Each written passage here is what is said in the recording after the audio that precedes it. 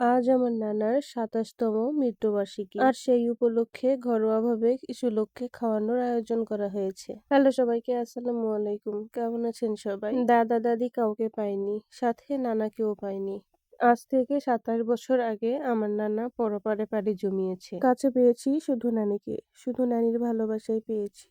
আর দাদা দাদি নানা সে তো দূরেই থাকলো, তাদের ভালোবাসা তো দূরেই থাকলো, তাদেরকেই চোখে দেখিনি, সেই সৌভাগ্য হয়ে ওঠেনি। আমার নানার পরপারে পাড়ি জমানো আজ ২৭ বছর হয়ে গেল, আর সেই উপলক্ষেই আমার মামারা ঘরোয়াভাবে কিছু আয়োজন করেছে।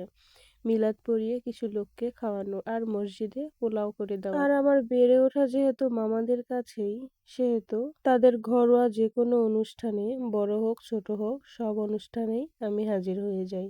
যেমন পাইনি নানাকে, দাদাকে, দাদিকে, তেমন পাইনি বাবার ভাই চাচাকে আর বাবার বোন ফুপুকে। শুধু বাবাকে ছাড়া বাবার রক্তের কোনো আত্মীয় স্বজন কাউকেই পাশে পাইনি। সবাই বেইমানি করেছে, কিন্তু পাশে পেয়েছি আমার মামাদের, বাবার মতো মামাদের, মামিদের।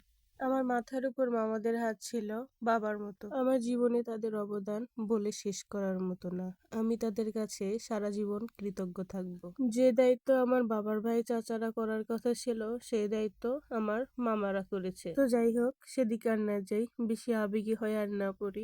দেখেন, বলতে বলতে পোলাওয়ের সবকিছু রেডি করে চুলা জ্বালিয়ে দিয়েছে, এদিকে রান্না হচ্ছে, আর আমরা সবাই মজা করছিলাম, আর রান্না হচ্ছিল ওদিকে। আমার বড় মামা আর বড় ভাই রান্না করছিল, আর অনেকেই কাজ করছিল, কেউ হাসি ঠাট্টা করছিল।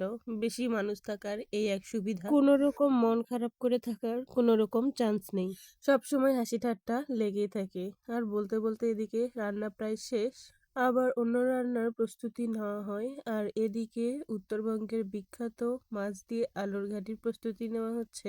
এগুলো বাসার সবার জন্য রান্না করা হবে। ছোটখাটো কোনো অনুষ্ঠানে বাহিরের কাউকে প্রয়োজন হয় না, মাশাআল্লাহ বাসার সব মানুষ দিয়েই পার হয়ে যায়।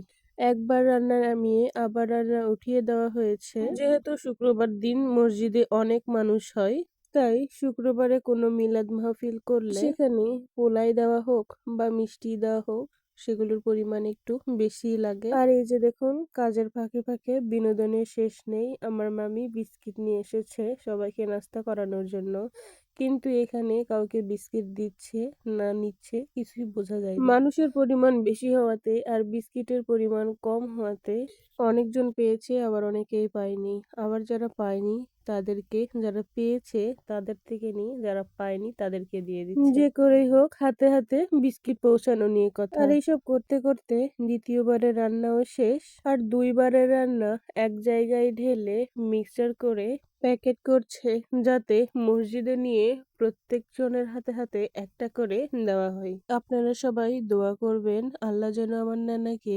জান্নাতুল ফেরদাউস নসিব করেন। এদিকে পোলাও প্যাকেট করতে করতে মসজিদে যাওয়ার সময় হয়ে যায়। আমার ছোট ছোট ভাইগুলো মসজিদ থেকে নামাজ পড়ে এসে দায়িত্ব সহকারে সবগুলো পোলাওয়ের বালতি নিয়ে যায় বিতরণের জন্য। মসজিদ থেকে এসে সবাই খাওয়ার জন্য বসে পড়ে। প্রথমে সব ছেলেরা মসজিদ থেকে নামাজ পড়ে এসে খাওয়ার জন্য বসে পড়ে। সব ছেলেরা একসাথে খেয়ে ওঠার পর আবার বাসার সব মেয়েরা খেয়ে ওঠার পর আবার বাসার সব মেয়েরা খেতে বসে একসাথে। বাসার যে কোনো ছোটখাটো আয়োজনে সবাই যখন একসাথে খাওয়া হয়, তখন কিন্তু বেশ লাগে। তো সবার খাওয়া দাওয়া সুস্থভাবে শেষ হওয়ার পর সবাই যখন আঙিনার মধ্যে বসে পড়ে হাসি ঠাট্টা গল্প করা বা একসাথে কিছু সময় কাটানোর জন্য, এরই মধ্যে আমার কাজে নিয়ে আসে শিরা আর বাতাসা, সবার মাঝে বিলি করে দেয়। আর এই নিয়েই শুরু হয়ে যায় হট্টগোল। সবাই মিলে চিরা বাতাসা নিয়ে মজা করে কারাকারি শুরু করে দেয়। আল্লাহর কাছে ফরিয়াদ করি, আমরা যেন সবাই সারা জীবন এইভাবে একসাথেই থাকতে পারি। তো আজকে এই পর্যন্ত, সবাই ভালো থাকবেন। আসসালামু আলাইকুম।